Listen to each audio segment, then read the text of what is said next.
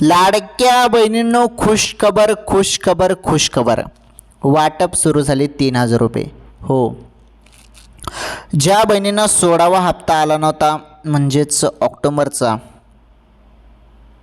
त्यांना ऑक्टोबरचे 1,500 रुपये आणि 17वा हप्ता नोव्हेंबर म्हणजे चालू हप्ता, चालू महिन्याचा हप्ता, त्याचे 1,500, टोटल झाले 3,000 रुपये.